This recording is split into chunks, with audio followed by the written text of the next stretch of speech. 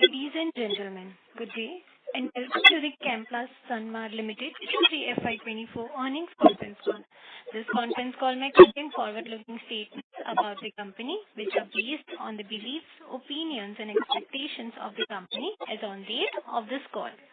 These statements are not guarantees of future performance and involve risks and uncertainties that are difficult to predict. As a reminder, all participant lines will be in the listen-only mode and there will be an opportunity for you to ask questions after the presentation concludes. Should you need assistance during the conference call, please signal an operator by pressing star then 0 on the touchtone phone. Please note that this conference is being recorded. I now hand the conference over to management of Chemplast Senmar Limited. Thank you and over to you. Thank you very much. Good morning everybody. This is Ramkumar Shankar. On behalf of Chemplast Senmar Limited, I extend a very warm welcome to everyone joining us on our call today. On this call, we are joined by our CFO, N. Muralidharan, and Dr. Krishna Kumar Rangachari, the Managing Director, Custom Manufactured Chemicals Division, and SG&A, Investor Relations Advisor. I hope everyone has had an opportunity to go through the investor presentation and financial results which have been uploaded on the stock exchange website and on our company's website. In line with the earlier guidance, Q3 of FY24 performance was adversely affected due to the continuing challenging environment. We faced further correction in PVC prices on account of dumping at lower prices from China and other countries, slowdown in other chemicals comprising of plastic soda, chloromethane, hydrogen peroxide and refrigerant gases business due to the oversupply situation in India, the increase in key feedstock prices and adverse impact of the lag effect in correction of VCM prices. We recorded a top line of rupees 888 crores, down 10% quarter-on-quarter with an EBITDA loss of rupees 7 crores. The silver lining, however, that there is a strong demand growth in PVC led by an increase in activity in infrastructure and real estate. We expect this healthy demand to drive the recovery in prices and margins over the next 2 to 3 quarters, with serious efforts also being taken by the industry to address the issue of dumping. During the quarter, prices of both suspension and plate PVC were lower by 8 and 6% respectively on a quarter-on-quarter basis. EDC prices witnessed 12.5% increase during the third quarter compared to the second quarter, while VCM prices remained flat during the quarter. Sales volumes of suspension and plate PVC were also slightly down compared to the previous quarter. The lower volume of suspension PVC was mainly due to reduced production on account of weather-impacted delays in feedstock arrivals, while plate PVC volume drop was more due to inventory movement. All of these factors resulted in compression of margins during the third quarter. Specifically though, both suspension and plate PVC prices have moved up in February. While the prices of caustic soda and chloromethane were stable during the quarter, the excess supply situation continues, which is sustaining the pressure on prices and margins. The other chemicals business witnessed a 14% quarter-on-quarter increase in the top line because of steady prices and 10% volume growth. In our custom manufactured chemicals division, the pipeline is healthy. We commercialized 3 new products this year and a number of products are under various stages of development. Despite the challenges on account of the downturn in the global agrochemicals industry and the consequent inventory rationalization internationally, we expect this business to deliver a reasonable growth during the year. While commercial production from phase 1 of the expansion project has commenced, phase 2 is expected to be completed in Q1 of FY25. The 41,000 tons per annum paste PVC project is expected to start commercial production in the fourth quarter of the current year. This will further cement our position as the leading paste PVC producer in India, taking up the capacity to around 110,000 tons per annum. Despite the recent uncertainty in the industry, we are confident of the long-term potential of all our businesses and are strengthening our capabilities and relationships to grow in a sustainable manner. I now request our CFO Murli to share the financial highlights for the quarter and 9 months of the year. Thank you, Ramkumar, and a very good morning to all the participants on the call. Talking about the quarterly performance in Q3 FY24, the revenue from operations stood at 888 crores versus 988 crores in Q2 of FY24. During the quarter, our gross margin dropped by 200 basis to 32% compared to the previous quarter, mainly driven by contraction in spreads as highlighted earlier. Employee expenses increased marginally, whereas other expenses remained flat on a sequential basis. We reported an EBITDA loss of 7 crores as against an EBITDA profit of 46 crores during Q2 FY24. Our finance costs for the quarter stood at 47 crores as against 39 crores in Q2, mainly on account of higher interest on term loan post-capitalization of phase 1 expansion project in the custom manufactured chemical division. The net loss for the quarter was 89 crores as against net profit of 26 crores in the previous quarter. For the 9 months of FY24, we recorded revenue from operations of 2,872 crores. It declined 24% on a year-on-year basis. Other expenses dropped by around 88 crores on a year-on-year basis, primarily due to the reduction in power and fuel costs. EBITDA of 5 crores and PAT loss, we reported an EBITDA of 5 crores and a PAT loss of 137 crores for the 9 months of FY24. While the year results are subdued due to the current market conditions, the ramping up of custom manufacturing business as planned. And the incremental volumes that are expected from the phase 3 projects is getting commissioned this quarter. And the margin expansion that is expected from our products on account of the various initiatives that we are working on. The outlook for the business continues to remain strong. With this, we conclude the presentation and open the floor to further discussions. Thank you very much. We will now begin the question and answer session. Anyone who wishes to ask a question may press star and 1 on the touchtone telephone. If you wish to remove yourself from question queue, you may press star and 2. Participants are requested to use handsets while asking a question. Ladies and gentlemen, we'll wait for the moment while the question queue assembles.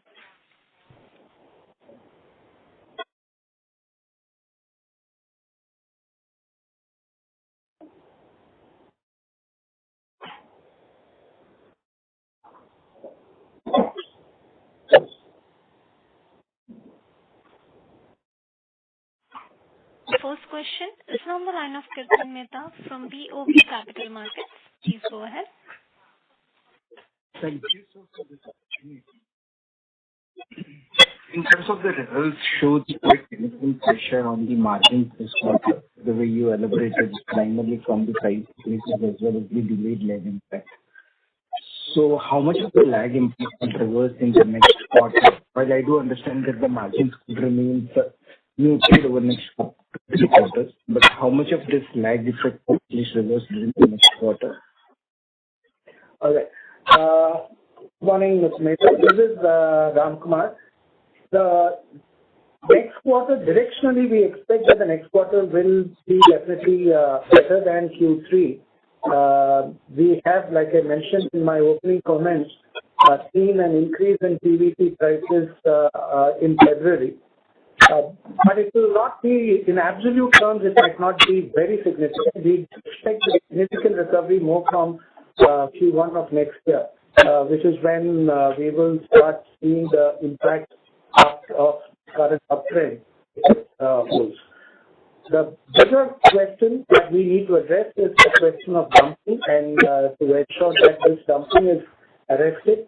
And this is something that, as I mentioned, as an industry, we are working on. Right, sir. So in terms of the dumping, could you indicate the sort of the level of imports that we are seeing in both suspension PVC and paste PVC? How was the trend sort of last quarter in relation to the earlier trend? And how are you seeing that evolving in this current quarter? So let me make one clear right up front that we are not against the imports coming in because India is a market where the demand is well in excess of supply. So we do need imports till such time the market and the domestic capacity is built up. What we are objecting to really is the dumping of very, very low-cost artificial price inputs. And that is what, as an industry, we are objecting to. If you look at the inputs that have come in the last 9 months alone, we have seen around 2 million tons of imports coming into the country. A lot of it, around 30% of that comes in from China, another 17% is from Japan, and 15% is from Taiwan. Korea accounts for another 12%, and the US accounts for around 8%. So if you see the top 5 countries, we are seeing around 85% for imports accounted for by just these 5 countries. And some of these countries, like for instance China, has significantly gone up in exports to India. In 2019-20, they were just at 30,000 tons for the year as a whole. In 2021, it was only around 70,000 tons. In 22-23, they grew to around 780,000 tons, and this year they're expected to be close to 1 million tons. And that is where the issue is, because that is where the prices are coming in at far lower prices and which are not subscribing to any economic rationale. As far as space situation is concerned, exports in 22-23 have been at around 86,000 tons, and this year in the first 9 months, the imports, have been at 86,000 tons, and in the first 9 months, it is around 62,000 tons. Largely here, it is a little bit more widely spread in terms of arrivals. We see imports coming in from Taiwan, Korea, Thailand, and China, and to some extent Malaysia as well. And if you take Europe as a block, then you have a significant import coming in from Europe. Right, sir. Just one more question on the custom manufacturing side. You alluded to the fact that the global agrochemical is seeing a downturn and internally inventory rationalization. So what is, could you sort of highlight the impact of that on our revenue during the first 9 months? And what is the level of growth that we envisage during FY24? Good morning. This is Krishna Kumar. In our last call itself, we highlighted that there was an impact even on our existing business. That was largely mitigated by the growth in the pipeline projects that we were working on and that we were commercializing. So we continue to see the same sort of trend. What we are noticing is that there is a deferment of volume or orders from one quarter to another. We're not seeing a drop in the volume itself, but just a postponement in terms of moving the orders between quarters from a rationalization standpoint. Many of the projects that we are working on that are commercialized, they're all new molecules, new pipeline molecules. So the impact has been largely muted in China. Just one follow-up in terms of how far we are here from the restocking in the global chain. How many quarters of pressure that you see under because of this restocking? So it's tough for us to answer that question. It's linked to how much of our business is existing molecules and how much is new, really large molecules. The benefit for us is majority of our growth and our sales is going to come from pipeline molecules, molecules they are in the launch phase. So overall, it's much as a longer term established player would face. That's all I can sort of answer to the head. Thank you, sir. Thanks for this follow-up. I will get back to the queue. Thank you. Participants may press star and one to ask question. The next question is from the line of Raj Mehta from Wisdom Advisors. Please go ahead. Hi, good morning, sir. Thanks for the opportunity. So I wanted to know that currently how are end users industries like infrastructure, pipes, leather industries, etc. are doing, and are they facing any challenges due to a price rise of a commodity or logistic cost? Sorry, could you repeat that question? It was not very clear. End user industry in which, for which line of products are you talking about, please? Like infrastructure, pipes, leather industries are doing. Okay. Yeah. They're actually doing quite well. In the sense that we believe, like you mentioned, there has been actually a 20% growth on suspension PVC demand within the country. If you look at the apparent consumption in the 9-month period. So there is a significant growth. There is a lot of latent demand both in infrastructure and in construction that we see.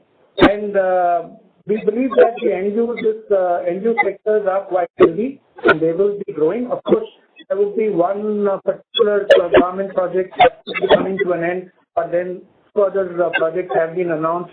The vote on account that was announced recently also laid special emphasis, continuing emphasis on providing housing, and all of that will need PVC consumption. So I believe that the outlook is quite healthy, and our per capita consumption as a country of PVC is way below even regional averages, leave alone global averages.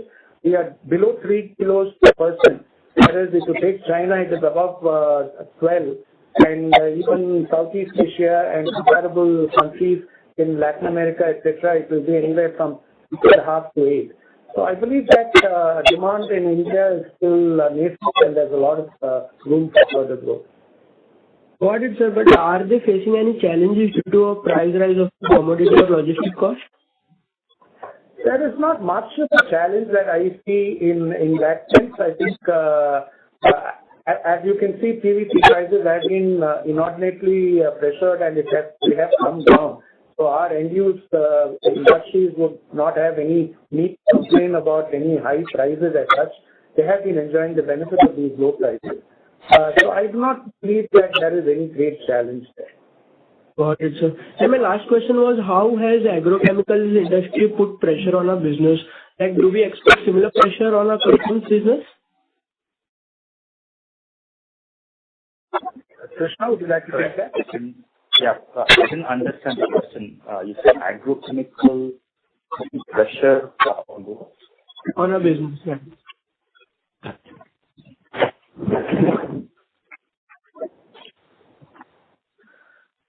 Repeat the question.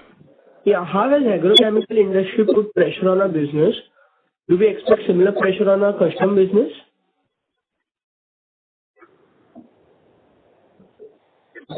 Krishna, the impact of the agrochemical slowdown on our custom manufactured chemical business. I think that's the statement. Okay. Thank you, sir. That's it from my side and all the best. No, Krishna, are you on the line? I'm sorry, Dr. Krishna Kumar Rangachari is taking this call from Europe and I think he just dropped off. We'll try to connect him again. My apologies for that. A reminder to all participants, you may press star and 1 to ask question. The next question is from the line of Rajiv Shah from Opal Securities. Please go ahead.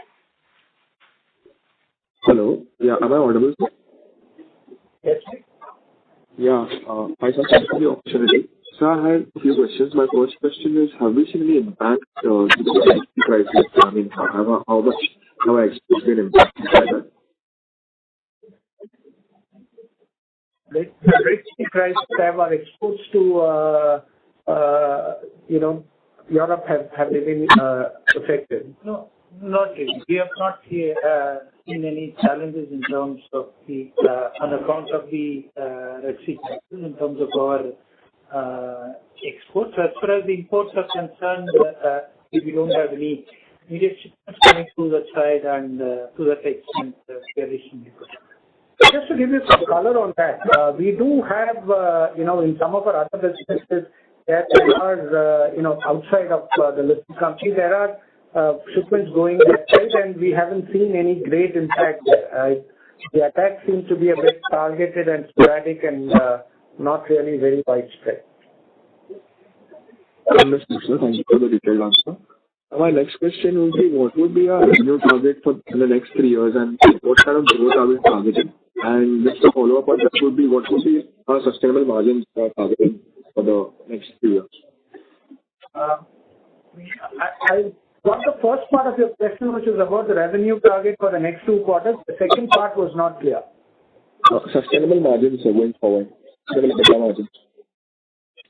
Sustainable EBITDA margins. On the revenue growth target, broadly the way we are looking at it, there are 2 parts to it. One is as the PVC business sort of turns around, and then we expect the prices to move up, that will add to the revenues going forward. Apart from this, we have also bringing in 2 new projects, which is the paste PVC project, which is adding to the volumes, and we are also adding to the custom manufacturing business. The custom manufacturing business, we already guided that we expect to be around 1,000 crores in the next 2 to 3 years. So in the paste PVC, we are investing around 360 crores, and that will give you a return of roughly around 1.2, 1.2. So that again will add to the volume. So it will be 3-pronged. While I would be sort of refrain from commenting on the growth from prices currently, these 2 will certainly add. These 2 will certainly add around 1,500 crores of turnover in the immediate, in the next couple of years. And the second question on the sustainable EBITDA margins level, again, we can split that into 2 parts. Chemplast Senmar actually historically has been reporting somewhere around 45% above its EBITDA margins historically. The last 2 years have been one-off. The margins, Chemplast Senmar standalone entity, last 2 years have been one-off, and we believe that this is temporary and it will get corrected because of the mix of products it has on the complementarity of those products, as well as the focus on the custom manufacturing, which by itself is a high margin business.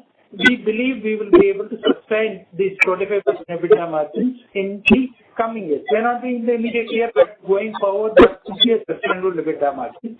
As far as the subsidiary suspension PVC business is concerned, somewhere around 10-15% would be the EBITDA margin levels, because there we are in the last leg of conversion. It's basically a asset-like model where we import VCM and convert to PVC.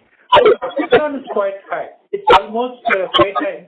And even with a 15% EBITDA margin, our return on capital employed will be quite high. Understood, sir. Thank you very much, and all the best. Thank you.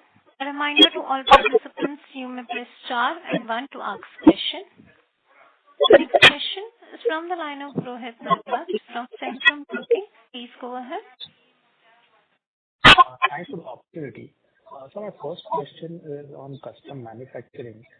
So in terms of composition between agro and pharma, what would be the current composition in terms of if you can give a sense about the revenues from both these? No, there's a lot of disturbance. What we could gather was that we wanted to know the breakup of the contribution to custom manufacturing from agro and pharma, right? Right, sir. Currently, significantly skewed towards the agrochemical business. Almost 80 to 85% of the volume is from the agrochemical. And the rest is spread among pharma, and we also have some performance chemicals contributing to the rest of the volumes. Right. And sir, one allied question to that, in terms of our incremental pipeline, how does composition is spread? I mean, are we now going more towards the smaller part of the current basket, that is pharma and performance chemicals, or whether it is still going more towards agrochem? I can answer that, Murali. So in the near term, we will continue to be towards agchem, but we do have a number of projects in the pipeline which are other than agrochemical. But those would take some time before they materialize into commercial orders. So again, near term, we will be significantly in the agrochemicals. Got it, sir. So second question again on the custom manufacturing front. So we had signed the LOIs for molecules. So where are we currently in terms of the progress? Thank you. Okay. So yeah, we signed 3 letter of intents. 2 of them were for intermediates, and one, the most recent one, was for an active ingredient. The first 2 are already commercial. They're actually in the process of selling commercial quantities, and that is happening from our new production block. The third one, the LOI that we recently for an active ingredient. So that's to a development stage in terms of you have to work on lab and pilot, generate materials in the lab and pilot quantity, then qualify. So those should take a little bit more time in terms of commercialization. Sure, sir. Just one last if I can squeeze in. Generally, when we are signing such LOIs, what is the kind of revenue potential we look? I mean, is there any minimum threshold that we look at a 2 to 3 year perspective that the molecule will reach maybe 50 crores, 100 crores, and based on that it is. Thank you. No, so we don't look at it that way. I mean, we look at these molecules more on a strategic level. For example, the third one that we just signed is a pipeline molecule, and it's an active ingredient. So, generally, something like an active ingredient is something that most folks in this business, they die for, because a customer coming to you to make an active ingredient by itself is a big significant step in terms of the relationship. It reflects the confidence of the customer that he has your ability to be a long-term. So our criteria when we work with our customers on the project, what is the long-term potential? What is the stickiness with respect to the molecule, whether it's a pipeline or whether it's an established, and not just necessarily let's say volume or revenue, fixed volume or revenue targets per se. Sure, sir. It's helpful and best of luck. Thank you. The next question is from the line of Rajesh Jain from MB Investment. Please go ahead. Thank you for the opportunity. Extremely sorry the last time the line got disconnected. So I have these questions for custom manufacturing business. You had mentioned that we would be achieving around 25% growth in this business during the current year. So with change scenario, are you still confident of achieving this growth?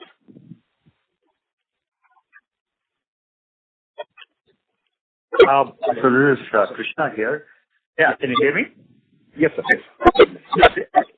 Yes. We believe there will be some moderation. I mean, I think it's sort of an evolving situation, and the moderation will not because the volume is going away, but more, there would be movement of volume from one quarter to another, or a postponement of offtake from one quarter to another. I mean, we went through that depending on where our customers are, what sort of financial year they practice. There was initially some requests to move from calendar year, last calendar year to next calendar year, and slowly there's some requests in terms of moving from this financial year to the next financial year. So we're not very clear of the net impact of it, but I believe there will be some moderation compared to our previous guidance.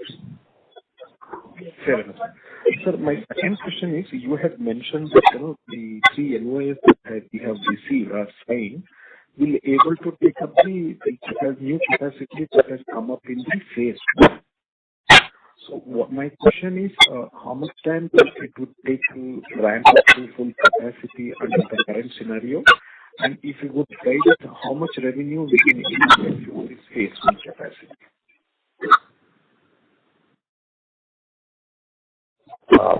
Sorry, I didn't understand the first half of the question. I'll repeat it.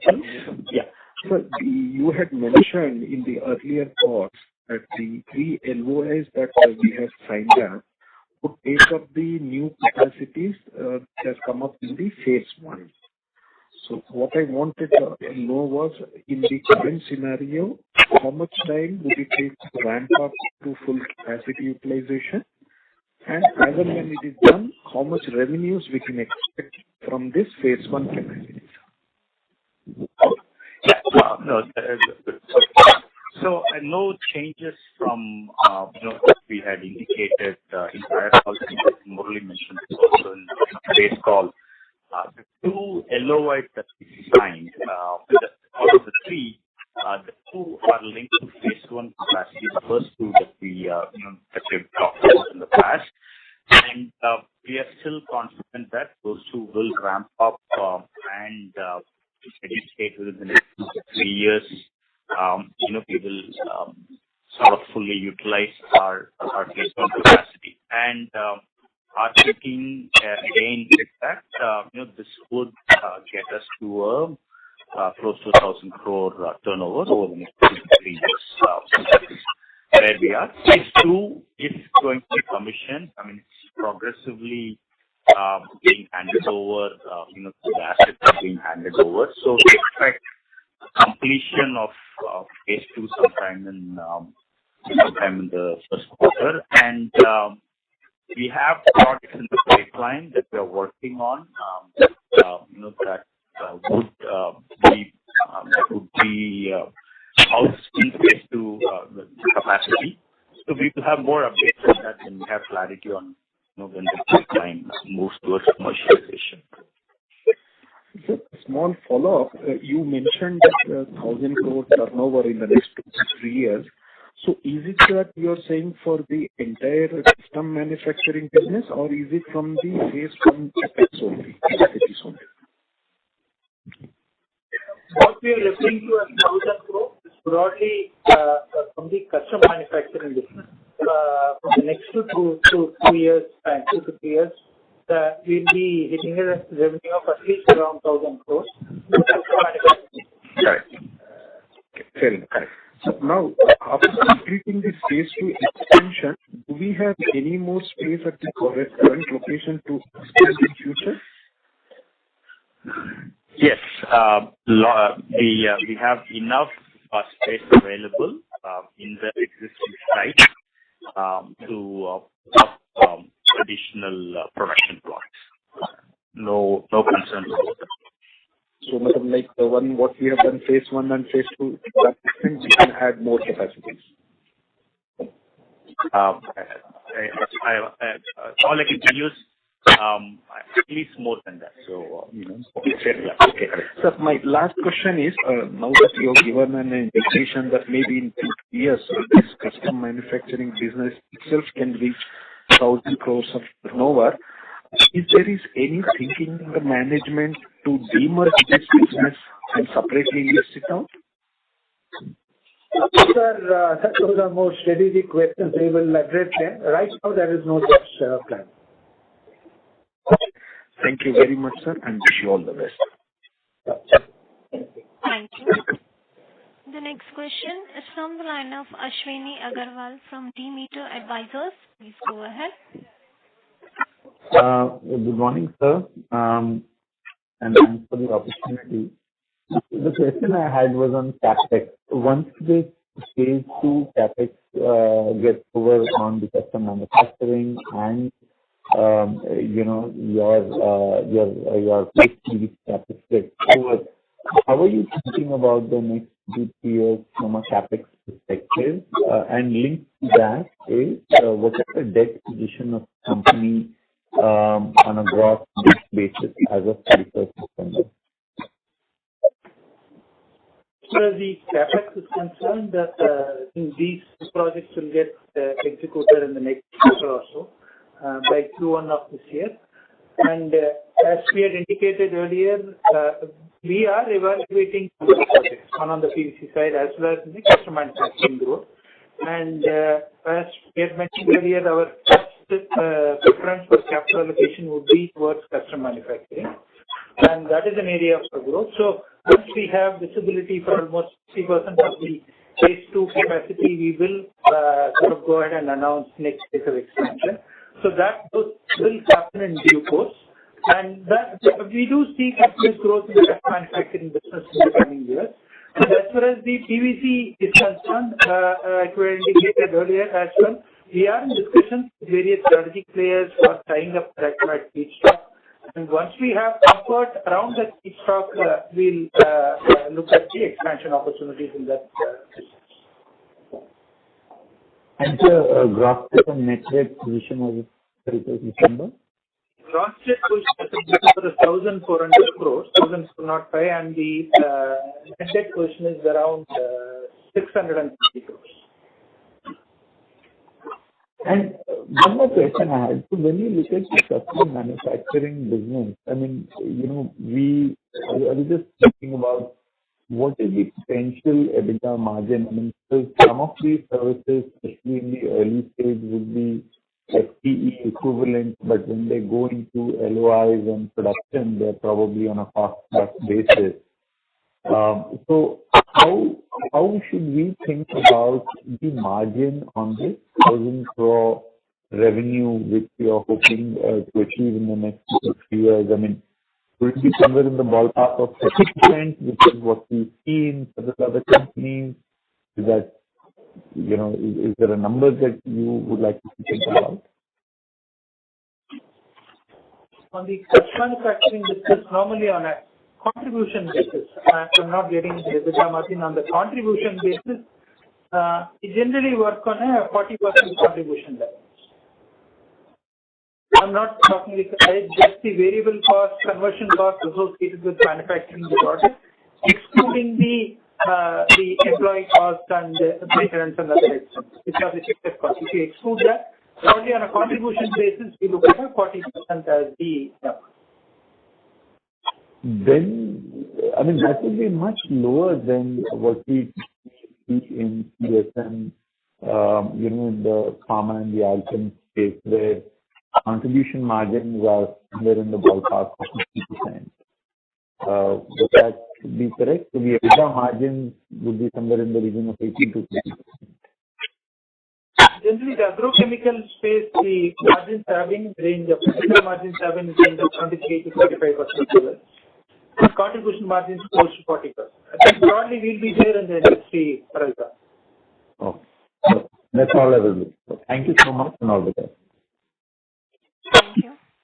The next question is from the line of Archit Joshi from BNK Securities. Please go ahead. Hi, good morning, sir. Thanks for the opportunity. Sir, I just want to seek some clarification, especially in the CSM business. You mentioned that maybe over the next 2 to 3 years, we might be able to clock close to 1,000 odd crores of sales. Is it fair to assume, sir, a clarification that the LOIs we have signed mostly cover this 1,000 crores that we might be expecting over the next 2 to 3 years, or that because we are planning for some few more molecules, as you have mentioned in the press release that are in the pipeline, that also will eventually contribute towards the 1,000 crores, or can we look at it in this way that the next few molecules that we launch might take the 1,000 crore number to a slightly higher potential? You want to answer, Bill? Yes, sir, this is Krishna. You can hear me.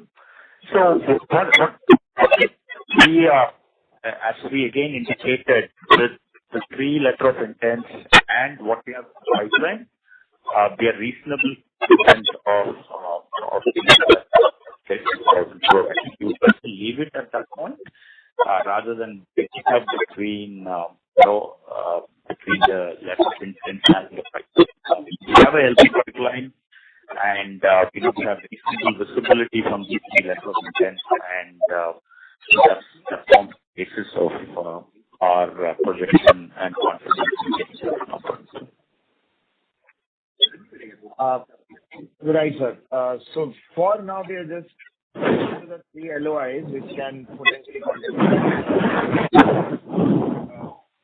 So I think we kept it. What we said was both the letter of intent and the status of the pipeline that we have. We are reasonably confident about that 1,000 crores. So,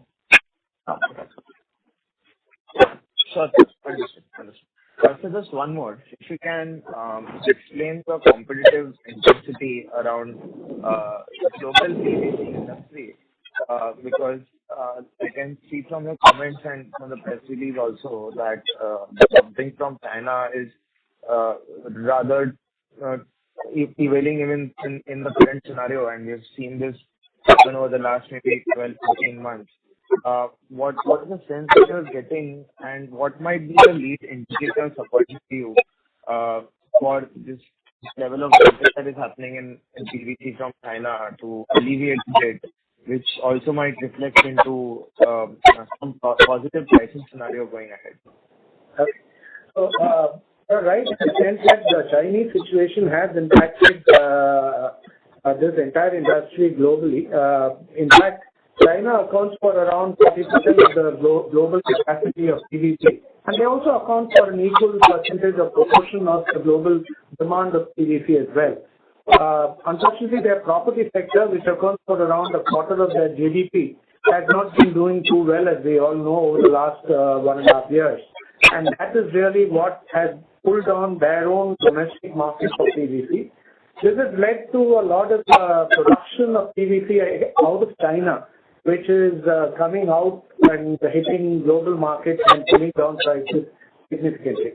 Now, there are 2 or 3 things that can happen. One is, of course, the recovery within China itself, which is something that is always around the corner.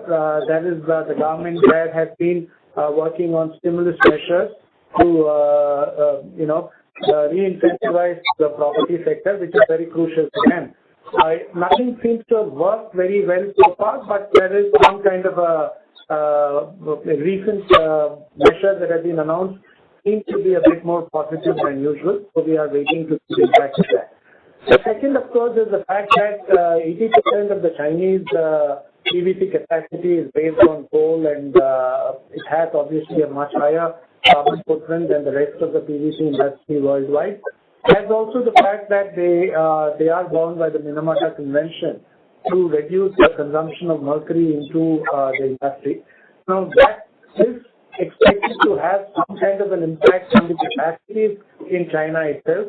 The timing, unfortunately, is not very clear as to how soon that rationalization, the expected rationalization of capacity in China will happen. So it does seem likely that it will happen at some point in time. We're not able to put a date to that.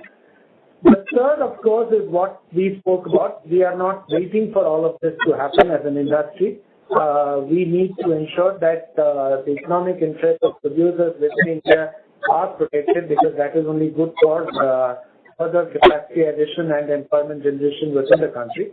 The industry has filed for anti-dumping duties to be levied on this excessive dumping into India, not just by China but also by other countries.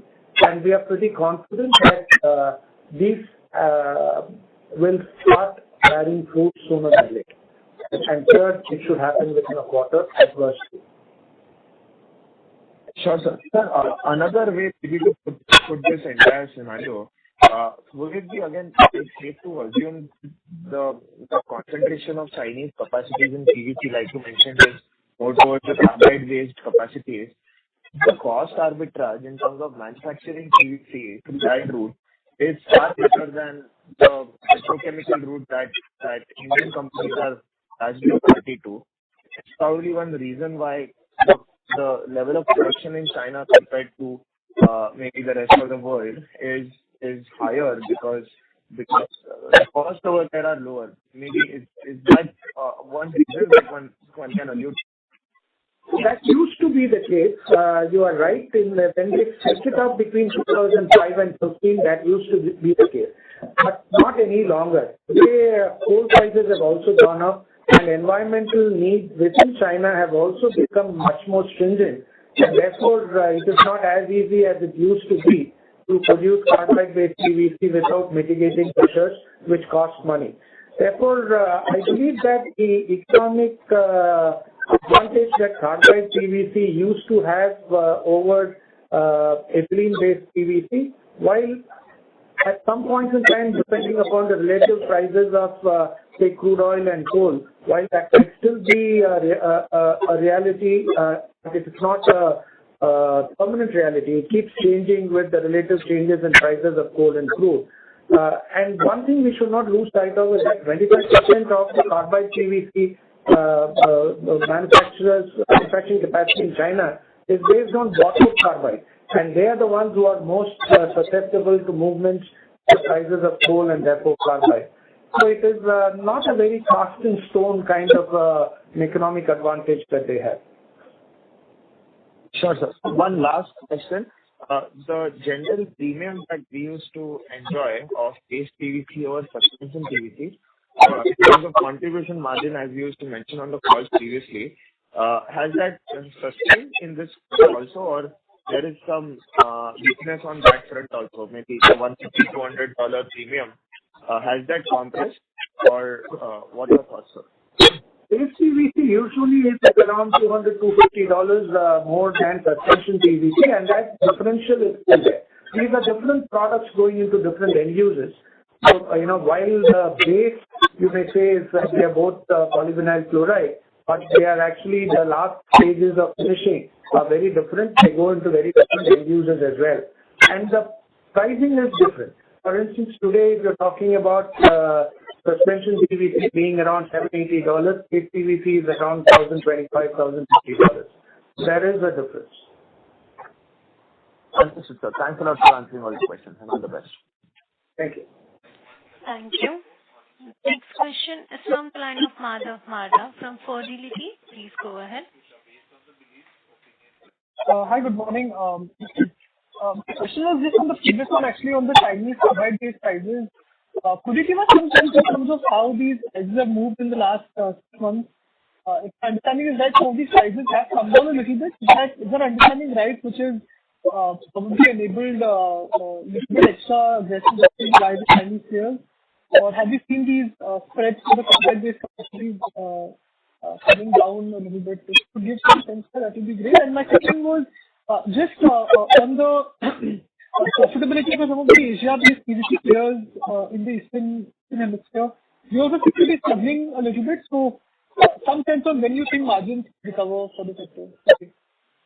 As far as PVC prices are concerned, the peak, of course, was reached in October 21 when we saw PVC prices go all the way up to almost $1,900 or so, $1,700 we had that. But since then, they have corrected. From Jan 23 to Jan 24, prices have gone down by around $100 from $896 to $790. But in between, they have gone up to $970 as well. And now they've come down to $790. Large part of this drop price is being driven by China. China is leading it, and then the rest of the producers in the region are following, partially because China has the volumes and the cloud to set the prices. So this is really why we are, as an industry, concerned about this dumping from China, and why we are working on measures. We are working on ways and means in which we can stem this. As far as margin improvement is concerned, so long as we have stable prices, the margins will fall into place. Because DCM, as I've often said on these calls, is really a one-trick pony. It goes largely into the manufacture of PVC, and therefore it will not stay out of step with PVC for too long. It is only a lag period of maybe 4 to 6 weeks. And once it stabilizes, and then even if it starts going up, we will start seeing the benefit. So we have started to see some upturn in February, but we need to really wait and watch and see if it lasts and it becomes a trend. because we have in the past also seen some uptrends and then very quickly that again corrects. But we do believe that some kind of a bottom has been reached in prices. I think the bottom is really set by the cost position of carbide PVC producers, and I do not think that even they can go down any further. So from here on, we should see stability first and then an upward movement. So I think that we are at an inflection point, but it will take a quarter or two.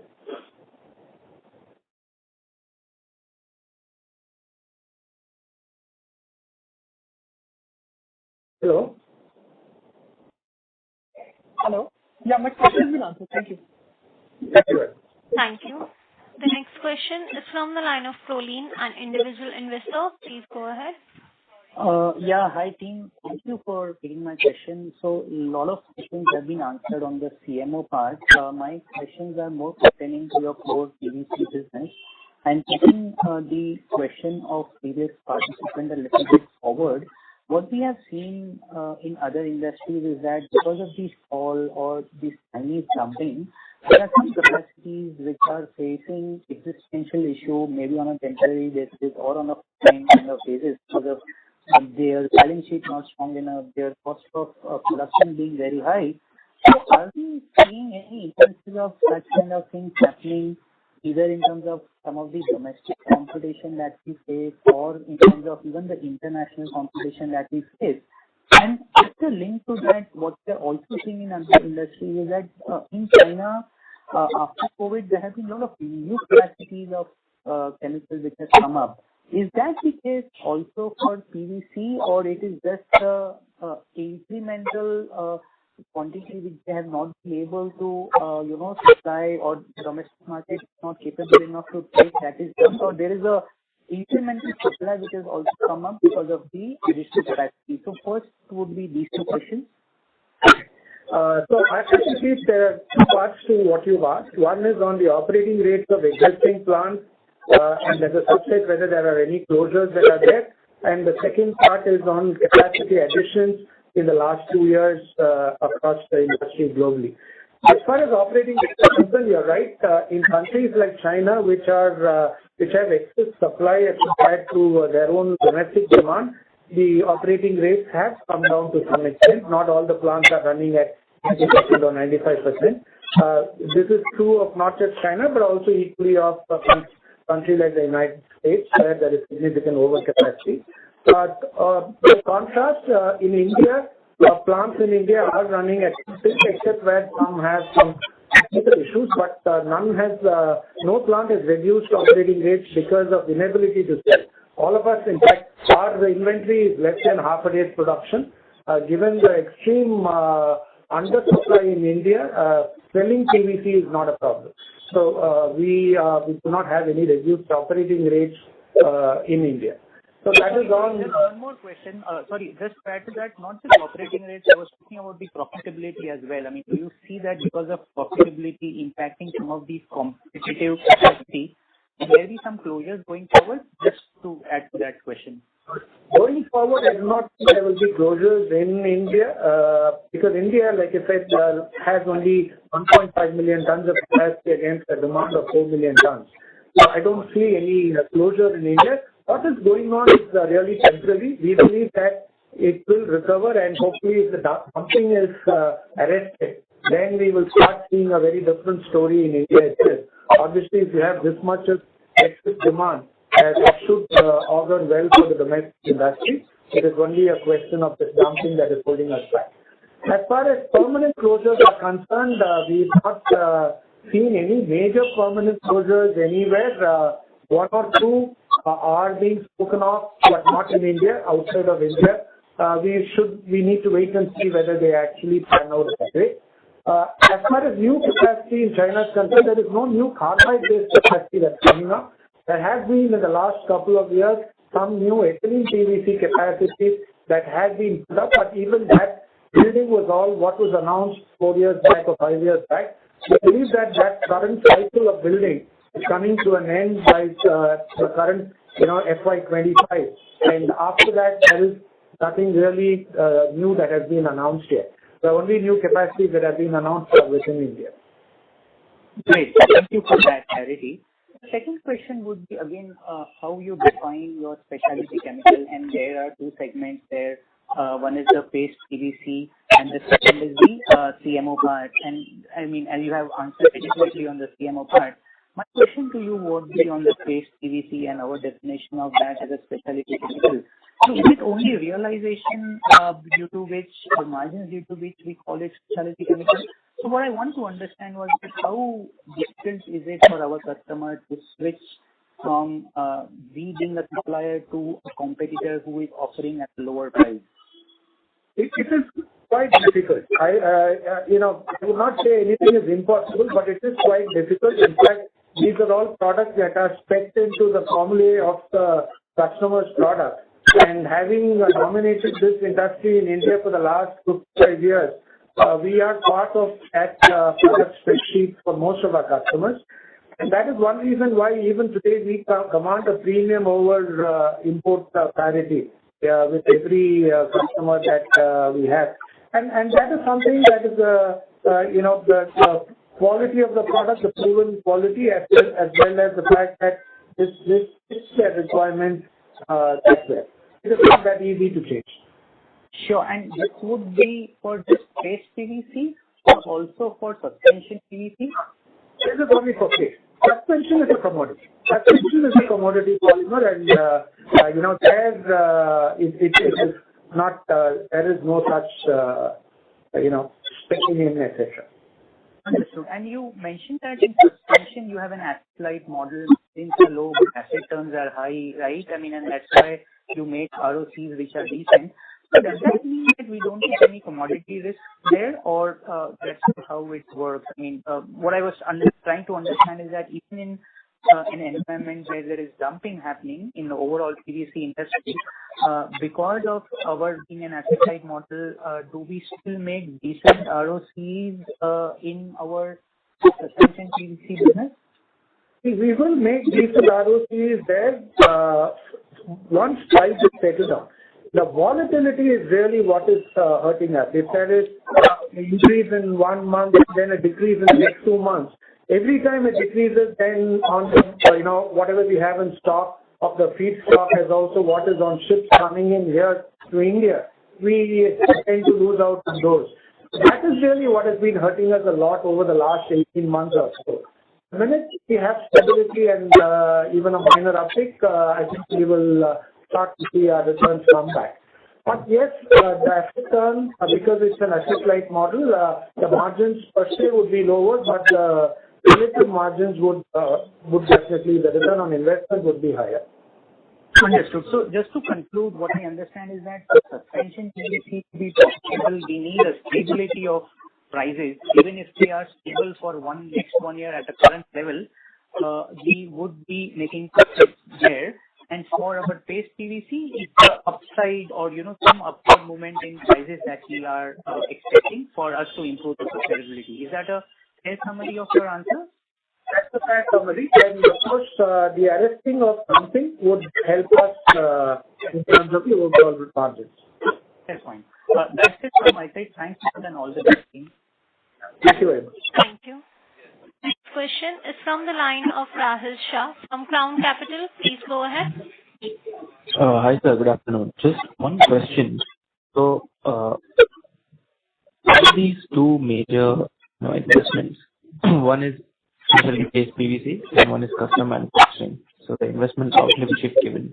Now, out of that, you've explained on custom manufacturing and how you have an estimate that you will reach 1,000 crores in 3 years. So similarly, what kind of an asset turn you're expecting from the specialty paste PVC investment? Let's say in similarly 3 years down the line, how will the growth be over there? We would normally have, like Murli said, around 1.2 years as far as an asset turn on this is concerned. And our timing is, in a sense, we are coming in at an inflection point. Hopefully, very in the near future, we would start to see the entire move changing once the dumping again is addressed. And we would have the volumes, the additional volumes coming in at exactly that right moment in time. We should see a decent increase here. At these prices, we are talking about a 1.2. Prices correct to normal levels where we've seen it in the past, that could be even more. Okay, so then, when it's reach like peak utilization then? So that can give us potential highs. By the second half of FY25, we expect to be at 100% utilization in the capacity. All right. For the specialty. All right. Thank you. All the best. Thank you. Thank you. Is there no further questions? I would now like to hand the conference over to management for closing comments. All right. Thank you, everyone, for joining us today on this earnings call. We really appreciate your interest in Chemplast. And if you have any further queries, please do contact SGA, our investor relations advisor. Thank you once again, and have a pleasant day. Thank you.